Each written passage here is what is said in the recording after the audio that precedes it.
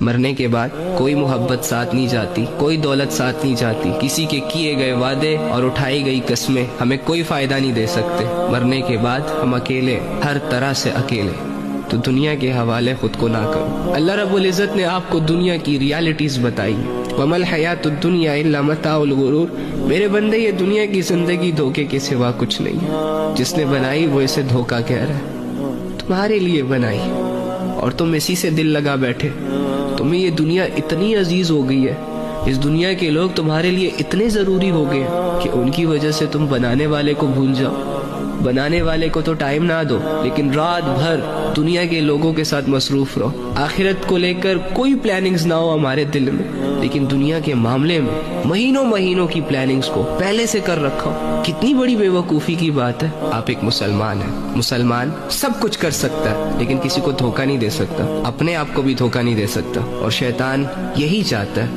کتنے ایسے لوگ ہیں جن کے 10 20 افیئرز چل رہے ہیں، اب ان افیئرز سے ان کو لذت تو مل رہی ہے لیکن سکون نہیں مل رہا۔ ان کی رات کی نیندیں ڈسٹرب ہیں، ان کے گھریلو زندگی ڈسٹرب ہے، ان کا کیریئر ڈسٹرب ہے، فضول ایکٹیویٹیز میں سارا دن گزر جاتا ہے۔ ایسا انسان کیسے سکون میں رہ سکتا ہے؟ اور دوسری جانب ان لوگوں کو دیکھیں کہ جن کی زندگی میں اللہ رب العزت میٹر کرتا ہے، ان کے پاس ظاہری اعتبار سے کوئی مال نہیں ہوتا، کوئی اسباب نہیں ہوتا، لیکن ان کے پاس سکون ہوتا ہے۔ تو اپنی زندگی لذتوں کے لیے نہ استعمال کریں، اپنی زندگی میں سکون لانے کی کوشش کریں۔ اور سکون، الا بذکر اللہ تطمئن القلوب، سکون تمہیں اللہ کے بغیر کہیں بھی نہیں مل سکتا۔ تمہارے ہر کام میں، تمہاری ہر بات میں، تمہاری ہر سوچ میں جب تک اللہ شامل نہیں ہوگا تب تک تم سیٹسفائیڈ نہیں ہو سکتے، تب تک تم سکون کو فیل ہی نہیں کر سکتے۔ جانور بھی اللہ کے بغیر زندگی گزارنا پسند نہیں کرتے، اور وہ انسان جسے اشرف المخلوق کہا گیا ہے، وہ انسان اللہ کے بغیر خوش ہے۔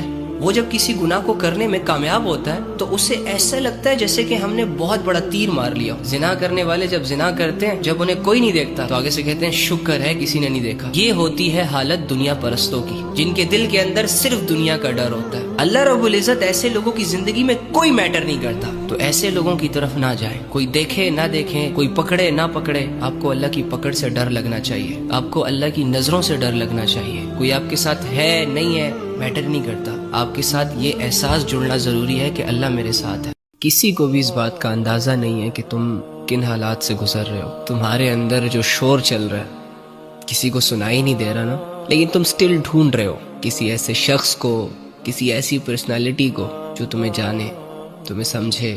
مت ڈھونڈو، نہیں ملے گا کوئی بھی، کیونکہ جو سمجھتا ہے، جسے ہماری قدر ہے، جسے ہماری پرواہ ہے، اور جو ہمیں سمجھ رہا ہے، اس ذات کو تو ہم بھلا بیٹھے، تو پھر ان مٹی کے پتلوں سے کیا امیدیں لگانا؟ کوئی ہے جو تمہیں سمجھتا ہے، کوئی ہے جو اس شور کو جانتا ہے جو تمہارے اندر چل رہا ہے، کوئی ہے جو تمہیں بنا مطلب کے سننا چاہتا ہے، تمہیں ایک مقام تک پہنچانا چاہتا ہے۔ میں نے اور تم نے اس کی طرف دھیان نہیں دیا۔